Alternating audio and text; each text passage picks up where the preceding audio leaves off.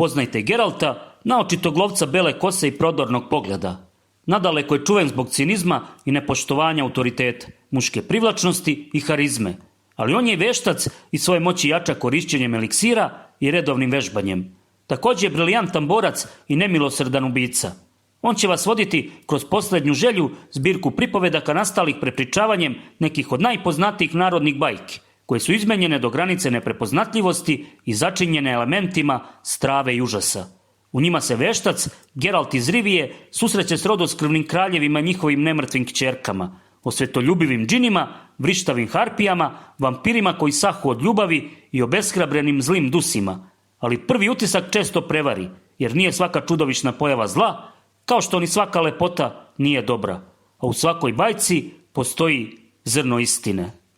Posljednja želja je prva od 8 knjiga sage o vešcu, koju sačinjavaju 2 zbirke pripovedaka i 5 romana, kao i uvodni roman Sezona oluja. Saga je postala bestseller ne samo u autorovoj rodnoj Poljskoj, već i širom sveta. Prevedena je na brojne svetske jezike, a po njoj Netflix snimio TV seriju i napravljena je čuvena kompjuterska igra The Witcher. Veštac, glava 1. Pričalo se posle da je taj čovjek stigo sa severa, od Užarske kapije. Išao je peške i na uzdi vodio natovarenog konja. Bilo je kasno popodne i dućani Užara i Sarača već su bili pozatvarani, a uličica pusta.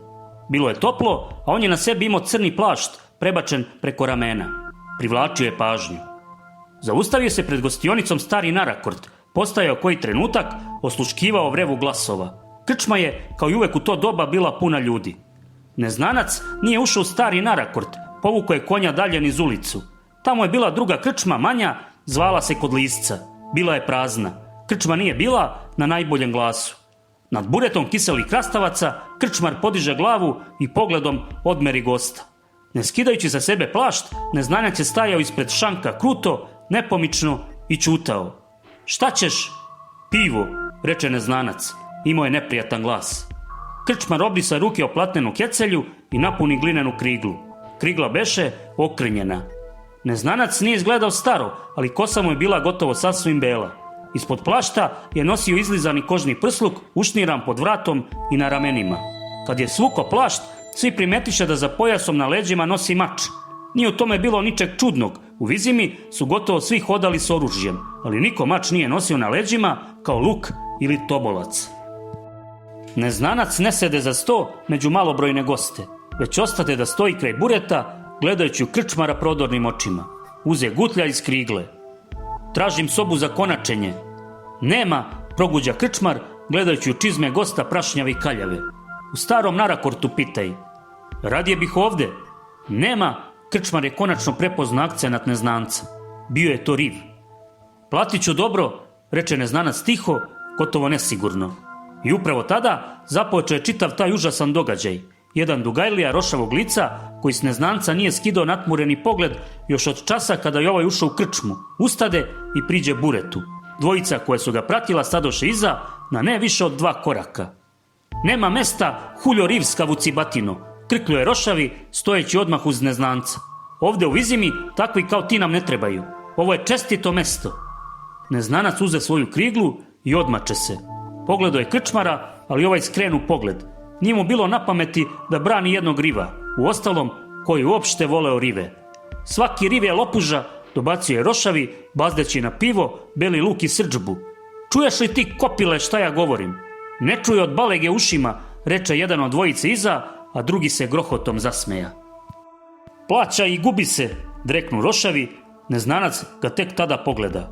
Kad popijem pivo, mi ćemo ti pomoći, prosikta Dugajlija, izbi rivu kriglu iz ruke. Držeći ga za ruku, istovremeno je zarivo prste u remen koji iskosa presecao grudi neznanca. Jedan od dvojice zamahnu pesnicom. Neznanac se savi u mestu, izbacujući rošavog iz ravnoteže. Mač zasikta u kaniji i kratko zablesnu pod svetlom uljanica. Odjednom je sve uzavrelo. Vika, neko od gostiju, strovali se ka izlazu. Stolica tresnuo pod, gluvo dubnošo pod, glineni sudovi. Drhtavih usta, krčmar je gledao u jezivo rascepljeno lice rošavog, koji se, držeći se za ivicu bureta, spuštao, nestajao, kao da tone. Druga dvojica, ležala su na podu, jedan nepokretno, dok se drugi povijao i trzao usred narastajuće tamne lokve. U vazduhu je vibrirao, parajući uši tanki, histerični ženski vrisak. Krčmar zadrhta, zadrža dah i poče povraćati. Neznanac se povuče uza zid, stegnut, napet, na oprezu. Mač je držao beručke, prevlačeći vrhom sečiva po vazduhu. Niko se nije mrdao. Strahota se, kao hladno blato, uhvatila po obrazima, svezala udove, zapušila grlo. Stražari upadoše u krčmu stresak i zveket, njih trojica. Mora da su bili negde u blizini. Držali su spremne toljage za pojasevima, ali ugledavši trupla, smesta i sukaše mačeve. Riv stajaše prilepljen leđima uza zid, levom rukom izvlačeći bodež iz sara. Bacaj to, povika jedan od stražara uzdrhtalim glasom. Bacaj to, razbojniče, ideš s nama. Drugi stražar odgurnu sto koji mu je smetao da se približi rivu s bočne strane. Trči po ljude, perčine, viknu ka trećem koji se držao bliže vratima. Ne treba, reče neznanac spuštajući mač. Poći ću sam. Poći ćeš psetol na užetu, prodera se onaj što drhtaše. Bacaj mač da ti njušku ne razvalim. Riv se ispravi, hitro primi sečivo pod levu mišku, a desnom, podignutom uvis na stranu ka stražarima, istrta brzo u vazduhu komplikovani znak. Blesnuše klinovi, kojima su se sve do lakata gusto nabijeni bili rukavi kožnog kaftana. Stražari se s mesta povukoše, zaklenjajući glave podlakticama. Neko od gostiju naglo ustade, ostali ponovo poletaše ka vratima. Žena još jednom zavrišta, prodorno divlje. Poći ću sam, ponovi neznanac zvonkim metalnim glasom. A vas trojica ispred, vodite me ka štelanu, put ne znam. U redu, gospodine, procedi stražar spuštajući glavu. Krenu ka izlazu, osvrćući se nesigurno. Druga dvojica žurno krenuše za njim. Neznanac ih je pratio, držeći mač u kaniji, a bodež u sari. Dok su prolazili kraj stolova, gosti sakrivaše lica s kutevima kaputa. Glava 2. Velerad, kaštelan Vizime, češko je bradu i razmišljao. Nije bio sujeveran niti bojažljiv, ali mu se nije sviđalo da ostaje sam s belokosim. Najzad je odlučio: izađite, naredi stražarima, a ti sedaj, ne tu, malo podalje, ako ti je volja. Neznanac sede. Više nije nosio mač, niti crni plašt. Da čujem, reče Velerad, igrajući se teškim buzdovanom koji je ležao na stolu. Ime mi je Velerad, kaštelan sam Vizime. Šta mi ima kazati tvoje razbojničko visočanstvo pre nego što krene u tamnicu? Trojica mrtvih, pokušaj bacanja čini, nije loše, uopšte nije loše. Za takve stvari kod nas u Vizimi se nabija na kolac. Ali ja sam čovek pravedan, saslušat ću šta imaš da kažeš, govori. Riv je raskopčao gunj i izvukao iz njega svitak od bele jareće kože. Po raskrsnicama i gostionicama kačili ste ovo, reče tiho. Je li istina što je napisano? A, promrmlja Velerad, gledajući rune utisnute u kožu. O tome je reč, nisam se odmah setio. Istina, da bome da je istina. Ima i potpis, kralj Foltest, gospodar Temerije, Pontara i Mahakama. Znači da je istina, ali poslanice su jedno, a zakon je drugo. Ovde u Vizimi pridržavam se zakona i reda. Ubijanje ljudi neću dozvoliti, jesi razumeo? Riv klimnu glavom, kao da je razumeo. Velerad ljutito zabrekta. Imaš li znak vešca? Neznanac ponovo posegnu rukom u procep prsluka i iskopa okrugli medaljon na srebrnom lančiću. Na medaljonu je bila prikazana vučija glava s iskeženim zubima. Imaš li kakvo ime? Može biti bilo koje, ne pitam što me zanima, nego da olakšamo razgovor. Zovem se Geralt, može i Geralt, iz Rivije, rekao bih po naglasku, iz Rivije. Da, znaš li šta, Geralte, od toga, Velerad klepnu po proglasu otvorenom šakom. Od toga digni ruke, to je ozbiljna stvar. Mnogi su već probali. To, moj bratko, nije isto što i poseći nekoliko nitkova. Znam, to mi je struka kaštelane. Ovde piše nagrada 3000 orena. 3000, Velerad napući usta. I princeza za ženu. Priča se po narodu, mada milostivi Foltest nije tako napisao. Princeza me ne zanima, mirno reče Geralt. Sedeo je nepomično, s rukama na kolenima. Napisano je 3000.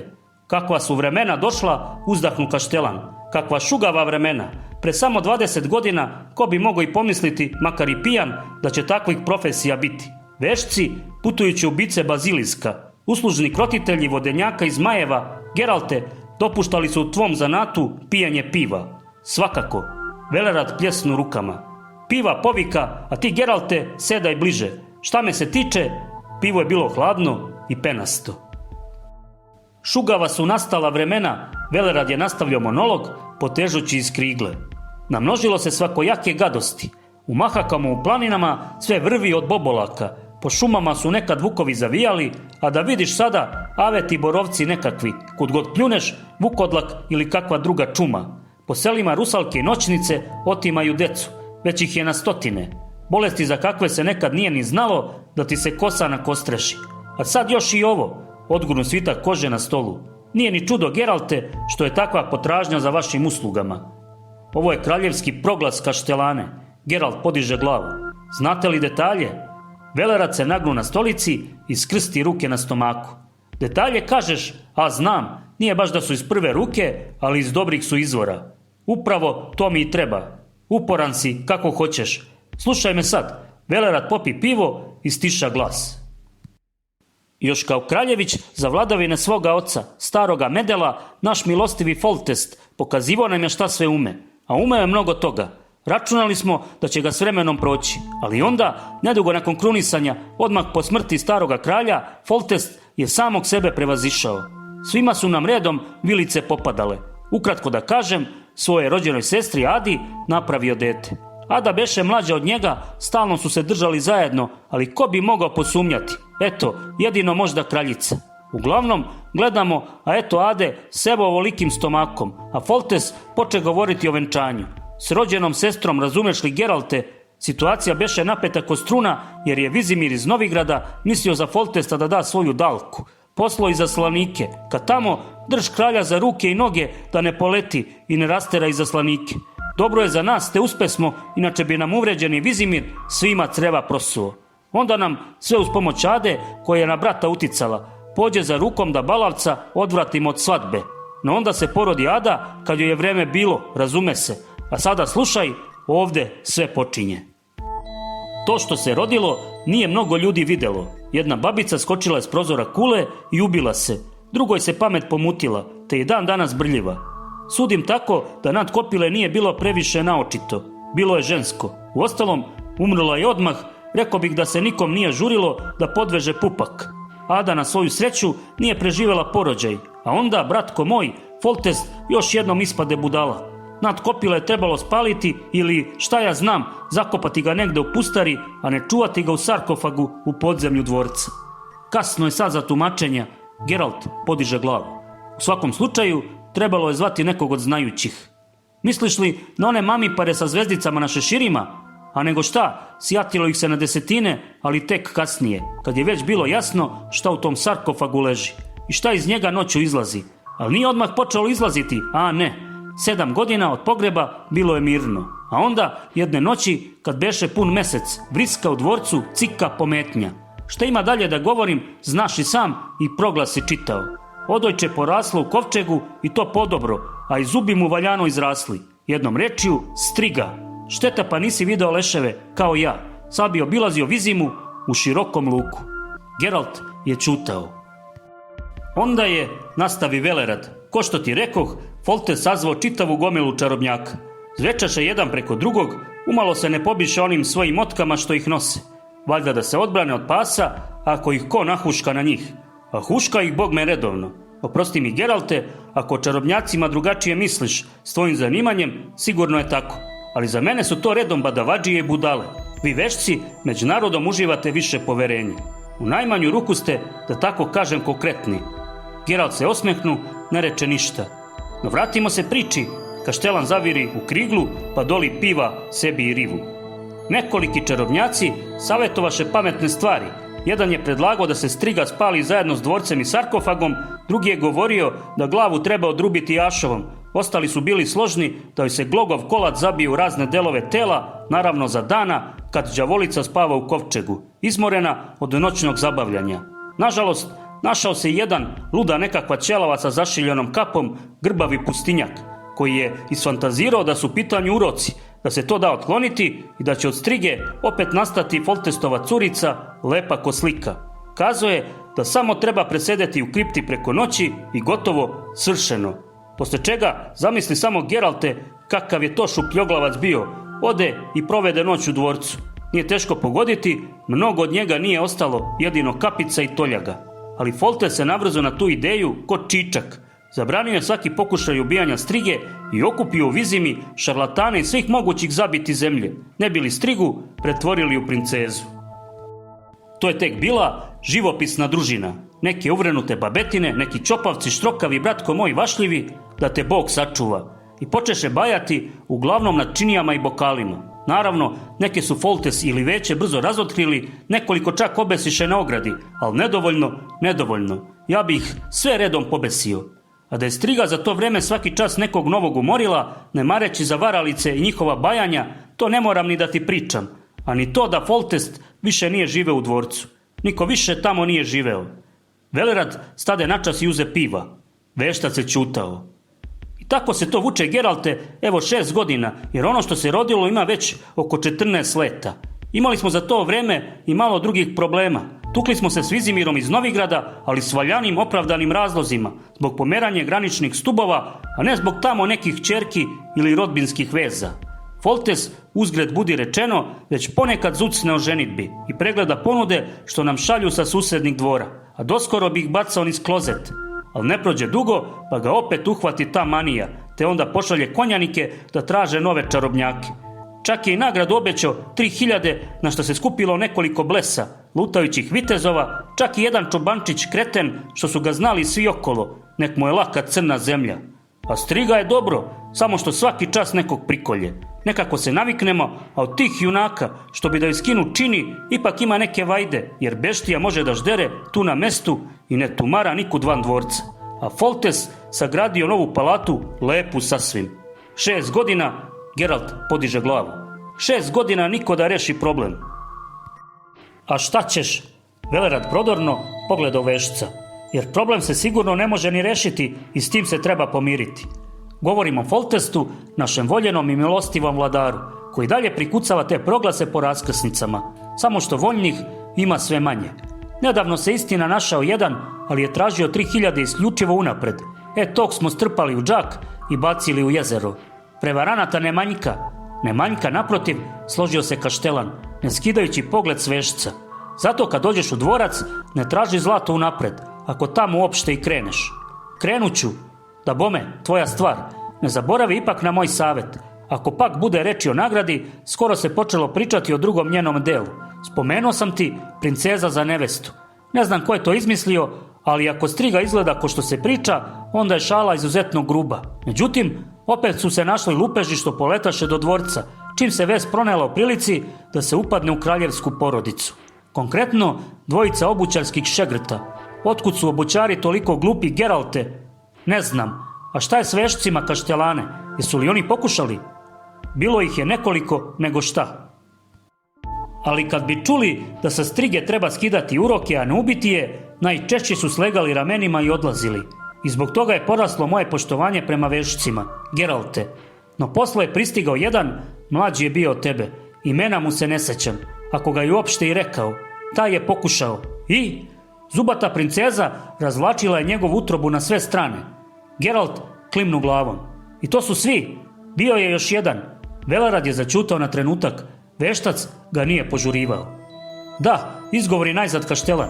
Bio je još jedan najpre kad mu je Foltes zapretio vešanjem ako ubije ili povredi strigu. Samo se nasmejao i uzeo se pakovati. No onda Velerad ponovo stiša glas, gotovo do šapata, naginjući se preko stola. Onda se prihvatio zadatka. Vidiš, Geralte, ima tu u Vizimi nekoliko razumnih ljudi, čak i na visokim položajima, kojima se čitava ova stvar smučila. Priča se da su ti ljudi u tajnosti ubedili vešca da se mane s nebivanja i bajanja, nego da strig ubije, a da kralju ispriča da čarolija nije delovala, da se dogodilo nesrećan slučaj pri poslu, te da je ćerkica pala sa stepenica. Kralj će se sigurno razbesneti, ali završit će se na tome da mu ne isplati nagradu. Veštac Hulja reče nam na to da za džabe i sami možemo kod strige. I šta smo mogli? Prikupili smo, pogađali se, samo što ni od toga ništa nije bilo. Geralt podiže obrve. Ništa kad ti kažem, reče Velerad. Veštac ne htede da krene odmah prve noći. Tumarao je okolo, prikradao se, napokon je, kako kažu, ugledao strigu, zasigurno u akciji, jer beštija ne izlazi iz kripte da bi protegla noge. Kako je ugledao, tako je utekao, bez pozdrava. Geralt lako nakrivi usta u nešto što je valjda trebalo da predstavlja osmeh. Ti razumni ljudi, poče, zasigurno imaju još tog novca, vešci ne uzimaju unapred. Da bome, zasigurno imaju, reče Velerad. A pričali se koliko? Velerad se iskezi. Jedni kažu 800, Geralt zavrte glavom. Drugi, promrmlja Kaštelan, kažu 1000. I nije mnogo ako se uzme u obzir da su priče često preuveličane. Najzad, kralj daje 3000. Ne zaboravi nevestu, podsmešljivo dobaci Velerad. O čemu mi razgovaramo? Jasno je da 3000 nećeš dobiti. Otkud ti je to jasno? Velerad tresnu šakom po stolu. Ne kvari moju sliku o vešcima, Geralte, to traje već 6 godina i duže. Striga dokrajči do 200 ljudi godišnje. Danas manje, jer se svi drže podalje od dvorca. Nije, brate, da ja ne verujem u čarolije. Vidio sam ih ne jednom i verujem do određenog stupnja. U veštine čarobnjaka i veštaca, razume se. Ali to skidanje uroka je budalaština. To izmisli onaj grbavi, balavi starkelja koji je pobenavio od pustinske hrane. Budalaština u koju više niko ne veruje. Niko osim Foltesta. Ne, Geralte, Ada je na sve donela strigu jer je spavala s rođenim bratom. To je cela istina i nikakva čarolija tu ne pomaže. Striga jede ljude koji svaka striga i treba je ubiti lako i jednostavno. Čuj, pre 2 godine seljacima iz neke udaljene zabiti pod Mahakamom zmaj pojede sve ovce. Oni se okupe, odu i motkama ga izubijaju i nisu ni smatrali za shodno da se time treba nešto posebno hvaliti. A mi ovdje u Vizimi čekamo da se dogodi čudo i zamandaljujemo vrata za svaki pun mesec ili vezujemo prestupnike pod dvorcem, računajući da će beštija da se najede i vrati u grobnicu. Lepo ste se dosetili, nasmeja se veštac. Je se prestupništvo smanjilo? Ni najmanje. Do dvorca, tog novog, kuda se ide? Lično ću te odvesti. Šta će biti s predlogom razumnih ljudi? Kaštelane, reče Geralt, čemu žurba? I onako se zaista može dogoditi nesreća na poslu, nezavisno od mojih namera. Tada će razumni ljudi morati da razmisle kako da me odbrane od kralja i da pripreme tih 1500 rena, o kojima se priča. Rekli smo 1000? Ne, gospodine Velerade, reče veštac odlučno. Onaj što ste mu davali 1000 zbriso je samo što je ugledao strigu. Nije se ni pogađao. Znači da je rizik veći od 1000. A da li je veći od 1500, to će se tek pokazati. Naravno, ja ću se pred toga pozdraviti. Velerad se počeša po glavi. Geralte, 1200. Ne, Kaštelane, posao nije lak. Kralj nudi 3000, a ja vam moram reći da je ponekad lakše skinuti urok nego ubiti. Na kraju krajeva, neko bi od mojih prethodnika već ubio strigu da je to tako prosto.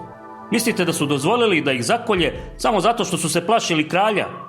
U redu, bratko, Velerad je zamišljeno klimnuo glavom. Dogovor stoji, samo pred kraljem ni zuc o mogućoj nesreći na poslu. Iskreno ti savjetujem. Glava 3. Foltes je bio mršav, imao je lepo, previše lepo lice. Nije mu još bilo 40 godina, tako je ocenio veštac. Sedeo je na izrezbarenoj stolici od crnog drveta, nogu ispruženi ka ložištu, kraj kog su se grejala 2 psa. Pored njega na sanduku sedeo je stariji, snažno građen bradati muškarac. Iza kralja staje još jedan čovek, bogato odeven s ponosnim izrazom lica, velmoža. Veštac iz Rivije, reče kralj posle tišine koja je nastupila nakon uvodnog govora Kaštelana Velerada. Tako je, gospodaru, Geralt pognu glavu. Od čega ti je glava tako pobelela? Od vračbina? Vidim da star nisi. Dobro, dobro, šalim se, ništa ne govori. Usuđujem se da pretpostavim da imaš nekog iskustva. Imam, gospodaru. Rado ću saslušati. Geralt se još niže pokloni. Zasigurno znate, gospodaru, da naš kodeks zabranjuje da govorimo o tome što radimo. Zgodan kodeks, milostivi vešče, veoma zgodan. Ali razume se bez detalja, s borovicama si imao posla? Jesam. S vampirima, s lesnicima? Takođe. Foltes se kolebao. Sa strigama? Geralt podiže glavu, pogleda kralja u oči. Takođe. Foltes krenu pogled. Velerade, izvolite, milostivi gospodaru. Upozno si ga s detaljima. Jesam, milostivi gospodaru, tvrdi da je s princeze moguće skinuti urok. To znam još odavno, ali na koji način, milostivi vešče? Ah, tako je, zaboravio sam. Kodeks. Dobro, samo jedna mala napomena. Dolazilo je k meni već nekoliko veštaca. Velerade, jesi li mu govorio? Dobro, otkud znam da je vaša specijalnost najpre ubijanje, a ne skidanje uroka. To ne dolazi u obzir. Ako li mojoj ćerki spadne dlaka s glave, tvoja će glava ležati na panju. O tome toliko. Ostrite i vi, gospodine Segeline, ostanite, dajte mu sve informacije koje zatraži. Oni uvek mnogo pitaju vešci. Nahranite ga i nek spava u dvorcu, nek se ne vuče po krčmama. Kralj ustade, zviznu ka psima i krenu prema vratima, razgrčući slamu koja je prekrivala pod odaje. Kod vrata se okrenu. Uspeš li vešče, nagrada je tvoja. Pokažeš li se dobro, možda nešto i pridodam. Naravno, naklapanja svetine o ženidbi s princezom ne sadrže ni reč istine. Ne smatraš valjda da ću ćerku dati makar kakvoj skitnici? Ne, gospodaru, ne smatram. Dobro je, to pokazuje tvoju razumnost. Foltes izađe, zatvorivši za sobom vrata. Velerad i Velmoža, koji su do tog trenutka stajali, s mesta se raskomotiše za stolom. Kaštelan ispi do pola kraljev pehar, zaviri u vrč pa opsova. Ostrit, koji zauzo Foltesovu fotelju, gleda u vešca ispod oka, prelazeći šakama preko rezbarenog naslona. Segelin Radonja dade znak Geraltu. Sedajte, milostivi vešče, sedajte, začas će stići i večera. O čemu biste hteli da govorimo? Kaštelan Velerad već vam je valjda sve kazao. Poznajem ga i znam da je pre kazao previše nego premalo. Još samo nekoliko pitanja. Pitajte. Govorio je Kaštelan da je, nakon što se striga pojavila, kralj pozvao mnoge znajuće. Tako je bilo, samo nazovite je striga nego princeza. Lakše ćete izbeći takvu zabunu pred kraljem i s njom povezane neprilike. Da li je među znajućim bilo koga poznatog, slavnog? Bilo je takvih i onda i kasnije, ali imena se ne sećam. A vi, gospodine Ostrite? Ne sećam se, reče Velmoža, ali znam da su nekoliki uživali slavu i priznanje. O tome se mnogo govorilo. Jesu li bili složni da se urok može skinuti? Daleko su bili od složnog, nasmeja se Segelin. U svakom pogledu, ali takva se tvrdnja pronela. Trebalo je da bude lako, čak nije zahtevalo ni magijske moći. I kako sam ja razumeo, dovoljno je bilo da neko provede noć od zalaska sunca do trećih petlova u podzemlju, uz sarkofag. Lako, nego šta, prasnu Velerad. Volao bih da čujem opis princeze. Velerad skoči sa stolice. Princeza izgleda ko striga, dreknu, kao najstrigovitija striga za koju sam čuo. Njeno visočanstvo, kraljevska kći, prokleto nad kopile, visine 4 lakta, podsjeća na pivsko bure. Njušku ima od uha do uha, punu zuba ko bodeža. Oči su joj crvene, griva riđa. Šapetine kandžaste ko u divlje mačke, vise joj do same zemlje. Čudo je da ne počesmo slati njene minijature po prijateljskim dvorovima, jer naša princeza, kuga je pomorila, ima već 14 leta. Vreme je da se da za kakvog princa. Uzdrži se, Kaštelane, namrgode se Ostrit, pogledajući ka vratima. Segelin se lako smeškao. Opis, iako tako slikovit, u velikoj meri je precizan, a to je milostivi veštac i tražio, zar ne? Velerad je zaboravio dodati još i da se princeza kreće neverovatnom brzinom i daleko je snažnija nego što bi se moglo zaključiti po njenom rastu i građi. A da ima 14 godina, istina je, ako je to uopšte važno. Važno je, reče veštac. Da li se napadi na ljude događaju samo za pun mesec? Da, odvrati Segelin, kad napada izvan starog dvorca. U dvorcu su, nezavisno od mesečeve faze, ljudi uvek stradali, ali izlazi samo kada je pun mesec, a i to ne baš svaki put. Da li se bar jedan napad dogodio za dana? Ne, za dana ne. Žrtvu uvek proguta. Velerad srdito pljunu na slamu. Ostavi se, Geralte, sad ćemo večerati. Fuj, guta načinje ostavlja kako kad, valjda zavisi od raspoloženja. Jednome je samo glavu odgrizla, nekolike rasporila, a neke načisto oglodala do gole kosti. Moglo bi se reći, od takve se majke rodila. Pazi šta govoriš, Velerade, prosikta Ostrit. Za strigu pričaj šta hoćeš, ali Adu predamnom ne vređaj, ko što se ni pred kraljem ne usuđuješ. Jel bio neko kog je napala, a da je preživeo? Upita veštac, naizgled ne obraćajući pažnju na Velmožin gnev. Segelin i Ostrit se pogledaše. Bio je, reče Bradonja. Na samom početku pre 6 godina zaskočila je dvojicu vojnika što su stražarili u skriptu. Jedan je uspeo da pobegne i kasnije, dodao je Velerad, mlinar, kog je napala kod grada. Sećate li se? Glava 4. Mlinara dovedoše na drugi dan, kasno uveče u odaju u kojoj konačio veštac, iznad stražare. Dove ga vojnik u plaštu s kapuljačom. Razgovor nije dao posebne rezultate. Mlinar beše preplašen, mrmljao je mucao. Vešcu su više govorili njegovi ožiljci, Striga imala ogroman razmak vilica i zaista oštre zube. Veoma duge gornje očnjake, ukupno 4, po 2 sa svake strane. Kandže zasigurno oštrije od mačih, mada slabo povijene. Samo zahvaljujući tome, mlinar je i uspeo da se iščupa. Završivši pregledanje, Geralt dade znak mlinaru i vojniku, ispraćajući ih. Vojnik odgurnu čoveka kroz vrata i svuče kapuljaču. Bio je to Foltest lično. Sedi, nemoj ustajati, reče kralj. Ovo je nezvanična poseta. Da li si zadovoljan pregledom? Čuo sam da si pre podneva bio u dvorcu. Tako je, gospodaru. Kada ćeš pristupiti poslu? Do punog meseca ima 4 dana. Posle toga. Želiš li da je vidiš pre toga? Nema potrebe, ali sita princeza bit će manje pokretljiva. Striga, majstore, striga, ostavimo se diplomatije. Princeza će tek biti. O tome sam u ostalom i hteo s tobom da popričam. Odgovaraj, nezvanično, kratko i jasno. Hoće li ili neće biti? Samo mi se nemoj braniti tim svojim kodeksom. Geralt protrlja čelo. Potvrđujem kralju da se urok može skinuti. I ako se ne varam, upravo provodeći noć u dvorcu.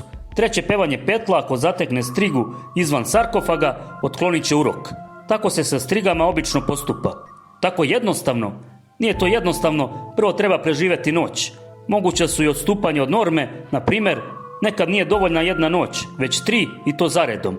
Ima također i slučajeva, no beznadežnih. Tako je, ozlojede se Foltest. O tome stalno slušam, ubiti čudovište jer je slučaj neizlečiv. Majstore, siguran sam da je neko s tobom već razgovarao. Šta veliš? Poseci ljudožerku na samom početku, bez okolišanja, a kralju ćemo reći da drugačije nije moglo. Kralj neće platiti, ali mi hoćemo. Veoma zgodan plan i jeftin, jer kralj će onda narediti da se veštac poseče ili obesi i zlato ostade u džepu.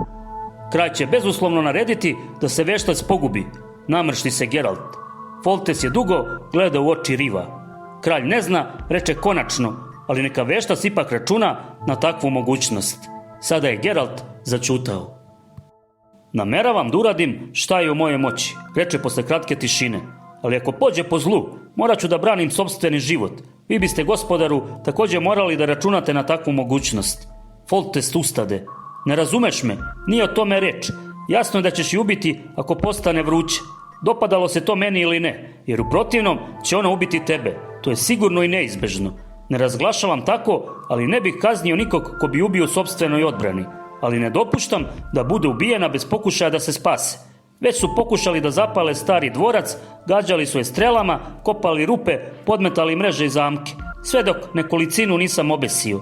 Ali ne radi se o tome, majstore, slušaj me, slušam. Posle 3 petlova neće biti strige, ako sam dobro razumeo. A šta će biti ako sve krene po dobru? 14-godišnja devojka. Crvenih očiju sa zubima krokodila? Normalna devojka, ali samo šta? Fizički, eto ti belaja, a psihički za doručak svakog dana vedro krvi, devojački batak. Ne, psihički teško je reći, cenim na nivou, šta ja znam, 3-godišnjeg, 4-godišnjeg deteta. Biće joj neophodna brižna, nega duže vreme. Razumem? Majstore, slušam. Da li joj se to može vratiti kasnije? Veštac je ćutao. Aha, reče kralj, može. I šta onda? Ako bi posle duge višednevne klonulosti umrla, treba spaliti telo i to odmah. Foltest se razžalosti. Ne mislim ipak da bi do toga došlo, dodade Geralt. Radi sigurnosti daću vam, gospodaru, nekoliko uputstava kako smanjiti opasnost. Već sada? Nije li prerano, majstore? A šta ako? Već sada, prekinu ga Riv. Svašta biva, kralju. Može se dogoditi da ujutru u kripti pronađete otčaranu princezu pored moga leša. Zar tako? Uprkos moje dozvoli samoodbrane, do koje ti je, čini mi se, veoma stalo. Stvar je ozbiljna, kralju, rizik je veliki. Zato slušajte, princeza ko vrata uvek mora nositi safir, najbolje bi bilo inkluz na srebrnom lančiću. Uvek dan i noć. Šta je to inkluz? Safir s vazdušnim mehurom unutar kamena.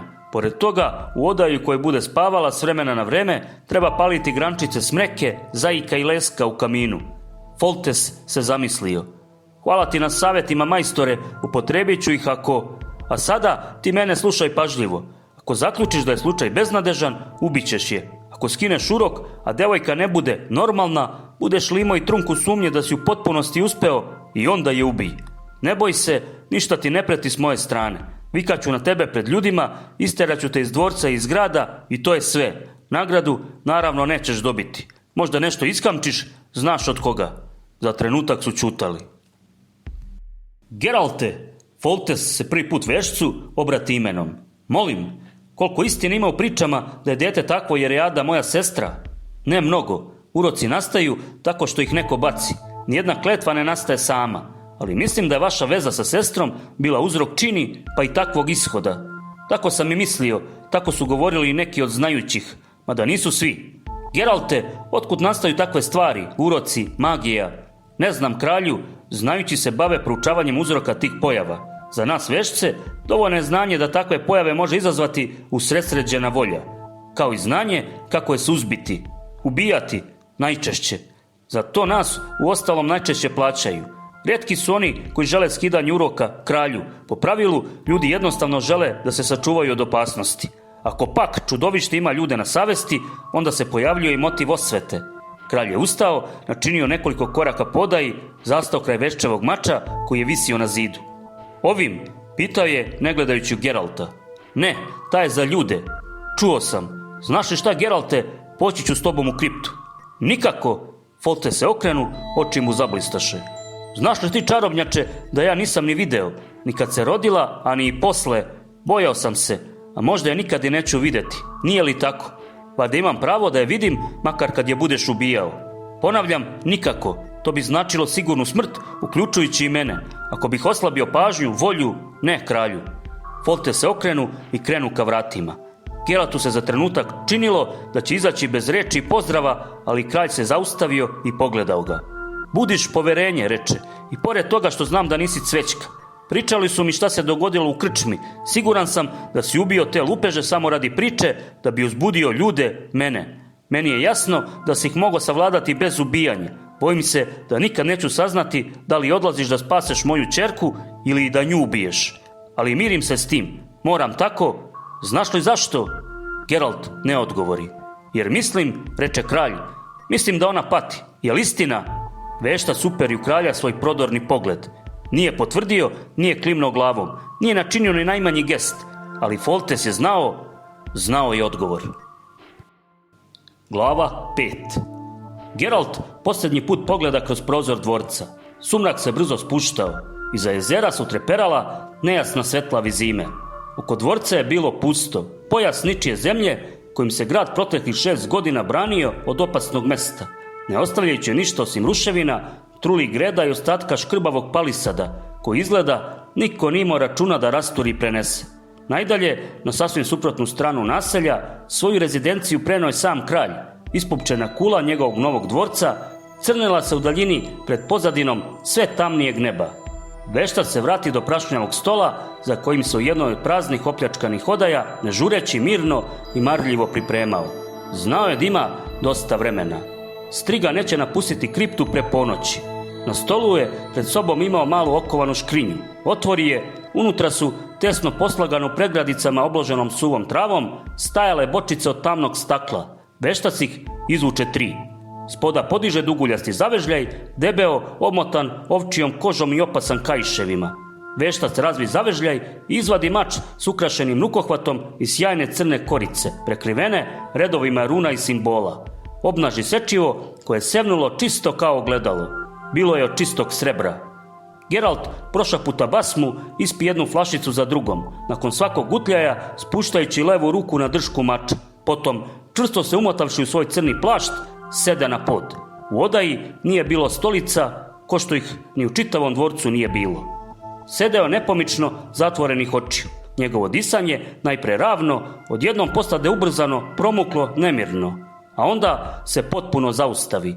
Mešavina kojom je veštac stavlja u potpunu kontrolu sve organe tela, sastojala se najvećim delom od lastavine, tatule, gloga i mlečike.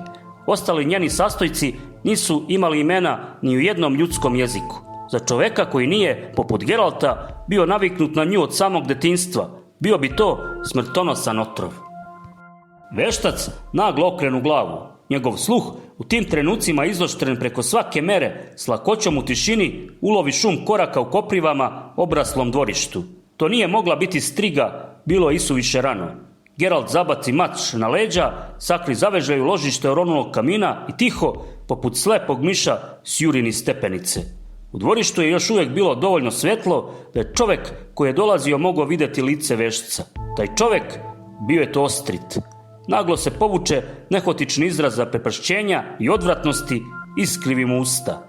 Veštac se nasmeja, znao je kako izgleda. Pošto bi ispio mešavinu vučije trešnje, jedića i vidovite trave, lice mu je dobijalo boju krede, a zenice ispunjavale čitavu dužicu.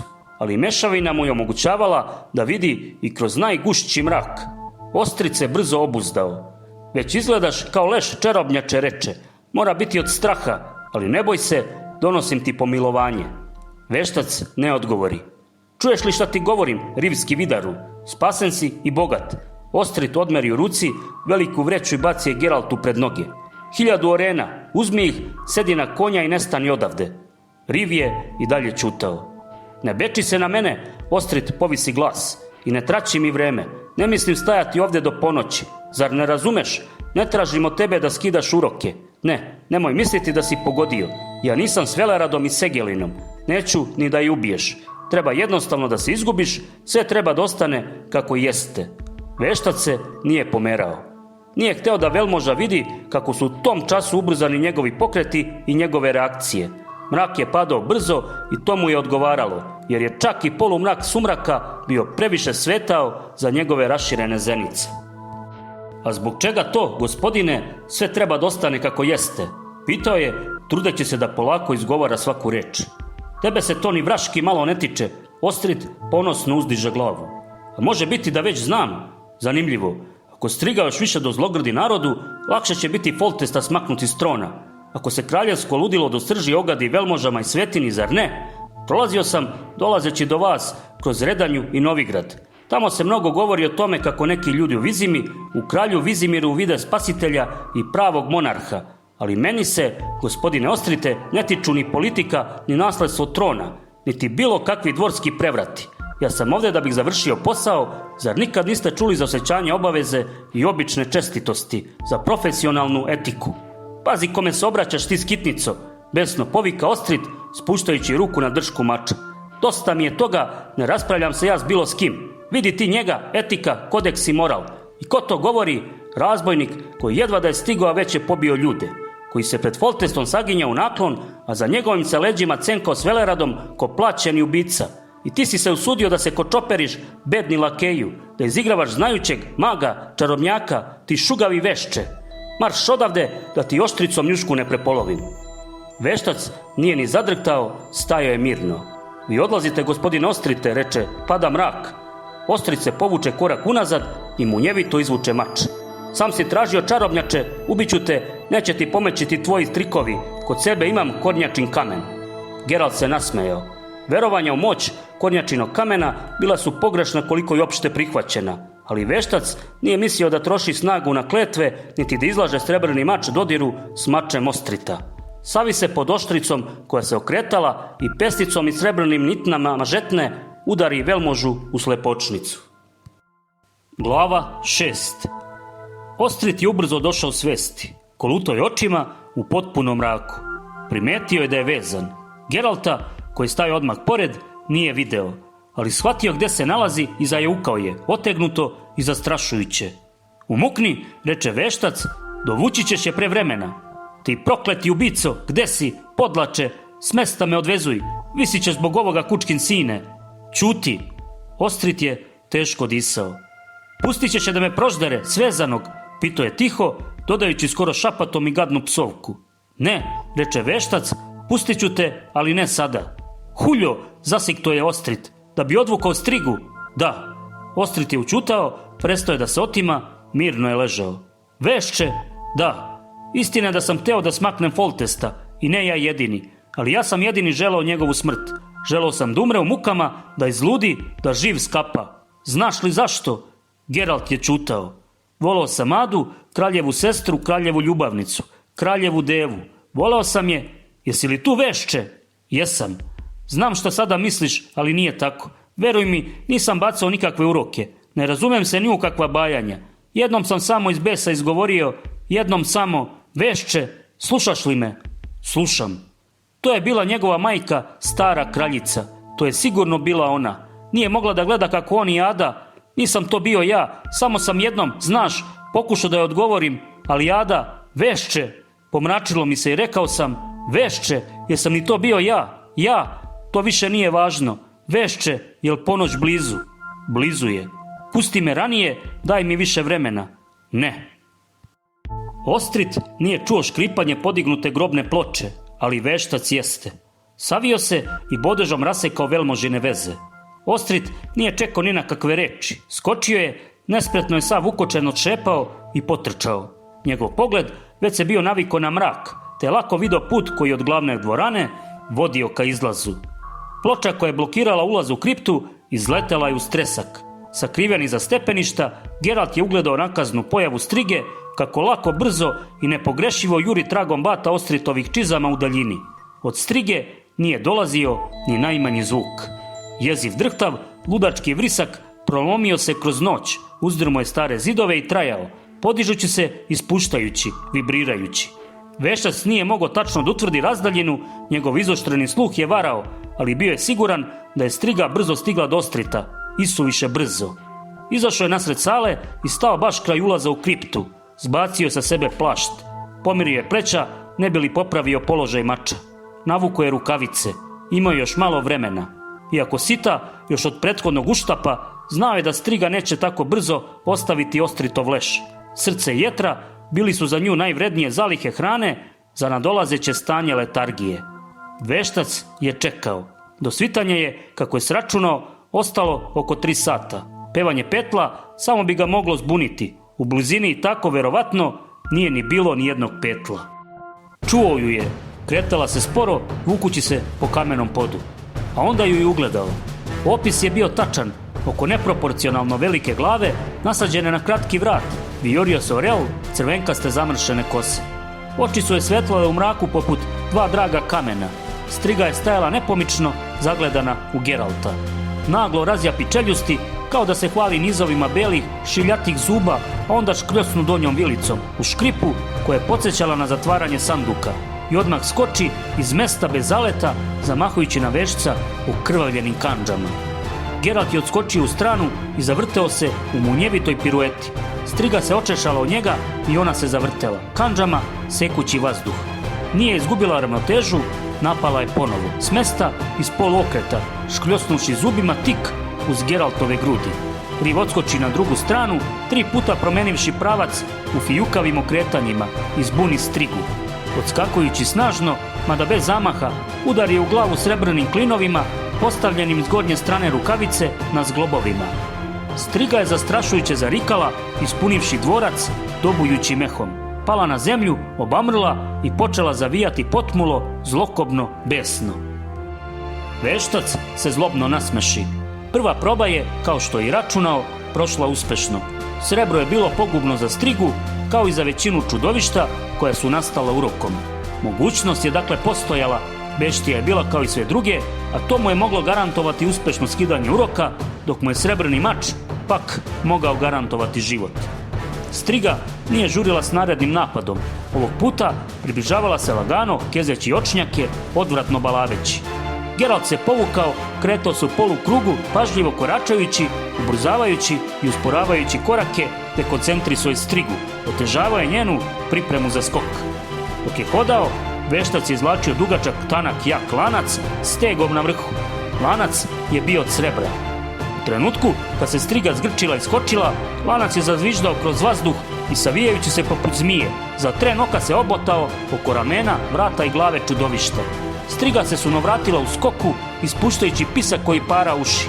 Koprcala se po podu, ričući jezivo od besa ili od plantećeg bola koji joj je zadavao neprijateljski metal. Geralt je bio zadovoljan. Samo da tako hoće, ubijanje strige ne bi predstavljalo veliki problem, ali veštac nije izvlačio mač. Bar do tog trenutka ništa u reagovanju strige nije mu davalo povoda da pomisli da bi slučaj mogao biti neizlečiv. Geralt se povuče na odgovarajuće odstojanje i ne skidajući pogled sukovitlane mešine na podu, udahnu duboko i stade se koncentrisati. Lanac puče i srebrne alke se poput kiše nasuše na sve strane, zveckajući po kamenju. Zaslepljena besom, striga je urličući krenula u napad. Geralt je mirno čekao i podignutom desnom rukom iscrtao ispred sebe znak art.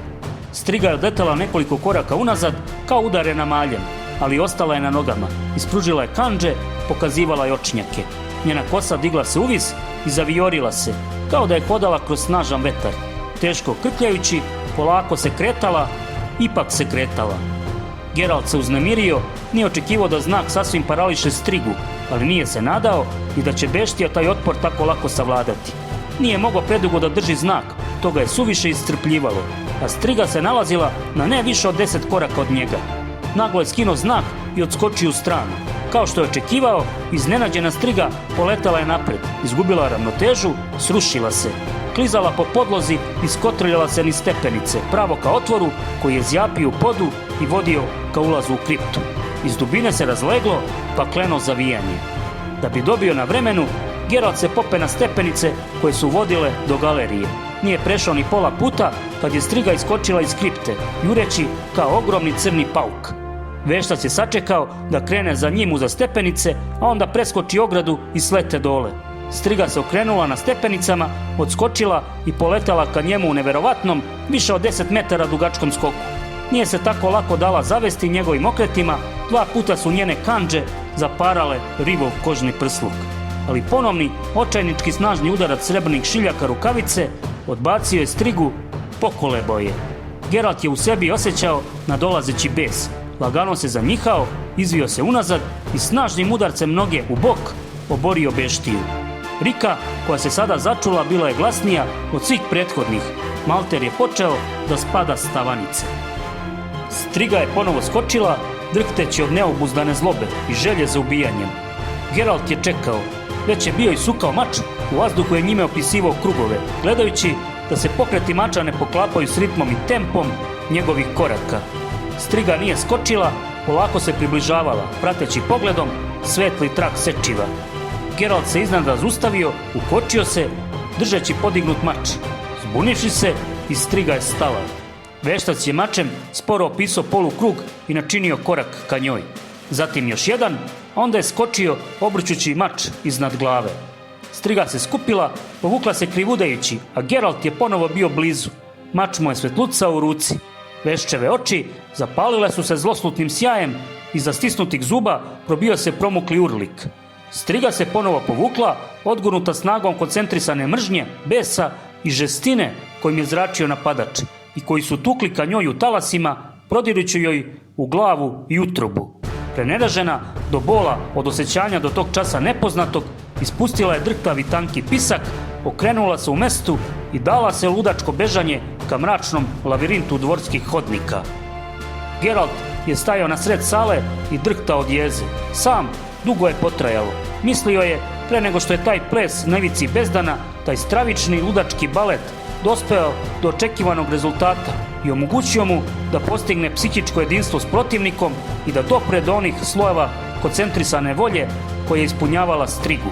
Zle, bolesne volje, od kakva je striga i nastala. Veštac se stresao pri pomisli na trenutak u kome je upio u sebe taj tovar zla, ne bi li ga, kao gledalom, usmerio na čudovište. Nikada se još nije susreo s takvom koncentracijom mržnje i ubilačkog ludila, čak ni kod zmajeva koji su se u tom pogledu odlikovali najvećom slavom. Tim bolje mislio je idući ka ulazu u kriptu, koji se crne u podu kao ogromna baretina. Tim bolje, tim je snažni udarac odabrala sama striga. To će mu obezbediti nešto više vremena za dalje delovanje, pre nego što se beštija oporavi od šoka. Veštac nije bio siguran da bi izdržao još jedan sličan napor. Delovanje eliksira već je slabilo, a svitanje je bilo još daleko. Striga ne sme da uđe u kriptu pre zore, inače će sav dotadašnji trud biti uzaludan. Spustio se niz stepenice. Kripta nije bila velika, u njoj su bila smeštena 3 kamena sarkofaga. Prvi od uloza imao je napola odmahnut poklopac. Geralt izvuče ispod pazuha 3. bočicu, ispije brzo i uđe u grob. Kao što je mislio, bio je to dvostruki grob za majku i ćerku. Navuko je poklopac, tek onda kada je gore ponovo čuo riku strige. Legao je na leđa kraj mumificiranog Adinog tela. Na ploči s unutrašnje strane iscrtao znak Irden. Mač je položio na grudi, zajedno s malim peščanikom s fosfornim peskom. Prekrstio je ruke Nije više čuo krike strige koje pretražuje dvorac. Prestao je da čuje bilo šta, jer su vranin oko i lastavičina suza počinjali da deluju. Glava 7. Kada je Geralt otvorio oči, pesak iz peščanika već je bio istekao do kraja, što je značilo da je njegova letargija bila duža nego što je trebalo. Na ćulije uši nije se čulo ništa. Njegova čula sada su radila normalno. Uhvatio je mač, prešao rukom preko pokrova sarkofaga i izgovorio formulu. Potom je lako za nekoliko palca pomerio ploču. Tišina. Povukao još više poklopac i seo. Spremno držeći mač, promolio je glavu van groba. U kripti je bilo mračno, ali veštac je znao da napolju sviće. Kresijom je upalio malu uljanicu, podigo je, stvarajući na zidu kripte čudesne senke. Pusto. Iskobeljio se iz sarkofaga, bolan, ukočen, promrzao. I tada ju je ugledao. Ležala je kraj groba na leđima, naga, onesvešćena. Bila je ružna, žgoljava, malih zašiljenih grudi, prljava. Svetlo riđa kosa joj je dopirala skoro do pojasa. Spustio je uljanicu na ploču i kleknuo pored nje, nagnuvši se. Usne su je bile blede, na jagodici imala podliv od njegovog udarca. Geralt je sukao rukavice, odložio mač i bez ustručavanja joj zavrnuo gornju usnu. Zubi su bili normalni. Krenuo je ka njenoj ruci, koja je bila zapletena u kosi. Pre nego što je napipao šaku, ugledao je njene otvorene oči. Prekasno. Ošinula ga je kandžama po vratu. Krv je šiknula po njenom licu. Urliknula je, zamahnuvši drugom rukom pravo na njegove oči. Skočio je na nju, zgrabivši je za zglobove obe ruke, prikovavši je za pod. Škljocnula je zubima, sada već prekratkim, pred njegovim licem. Udario je čelom u lice i snažnije je držao. Nije više imala staru snagu, uvijala se pod njim, uvijala i ispljuvavala krv. Njegovu krv koja je zalivala usta. Krv je brzo isticala, imao je sve manje vremena. Veštac opsova i zagriza jako za vrat, odmah pod uhom, zario je zube i stezao ih, sve dok se neljudsko zavijanje nije pretvorilo u tanki, očajnički vrisak, a onda udavljenički jecaj, plač 14-godišnje devojčice. Kad je prestala da se pomera, pustio ju je. Pridigao se na kolena, s džepa na rukavu strgao je komad platna i pritisnuo ga uz vrat. Napipao je mač koji ležao sa strane, obamrloj devojci, prislonio oštricu uz grlo i pogledao u njenu šaku. Nokti su bili uprljani, polomljeni, krvavi, ali normalni, sasvim normalni. Veštac se teško pridiže, kroz ulaz kripte već se ulivalo lepljivo, vlažno sivilo jutra. Krenuo je ka stepenicama, ali se zatetoro i teško se spustio na pod. Kroz natopljeno platno, krv mu se slivala po ruci i tekla ka rukavu. Raskopčao je grtač, rascepao košulju, podorao je u krpe i vezao ih oko vrata, znajući da nema još mnogo vremena, da će se uskoro onesvestiti. Stigao je i onesvestio se. U Vizimi, s druge strane jezera, nakostrešivši perje od hladnoće i vlage, petao je promuklo zapevao treći put. Glava 8. Ugledao je okrečene zidove i grede na tavanici odaje iznad stražare. Pomerio je glavu, kriveći se od bola. Zajaukao je. Vrat mu je bio previjen, debelo, čvrsto, stručno. Lezi, čarobnjače, rekao je Velerad, lezi, ne miči se. Moj mač. Da, najvažniji naravno tvoj srebrni mač. Ovde je, ne brini se. I mač, i koferčić, i 3000 orena. Da, ne govori ništa. Ja sam matora budala, a ti mudri veštac. Foltes to već 2 dana ponavlja. 2 dana? 2 da bome. Dobro ti je vrat rascopala, moglo se vidjeti sve što imaš unutra. Izgubio si mnogo krvi, sreća, pa smo potrčali u dvorac odmah posle 3 petlova. U Vizimi niko te noći nije spavao. Nije se moglo, strašno se tamo galamili. Zamarali te moje brbljanje. Princeza ko princeza, mršava i glupava nekako, plače bez prestanka i piški u krevet. Ali Foltes misli da će se to promeniti. Valjda neće nagore, Geralte. Veštac zatvori oči. Dobro, idem ja, Velerad ustade. Odmaraj se, Geralte.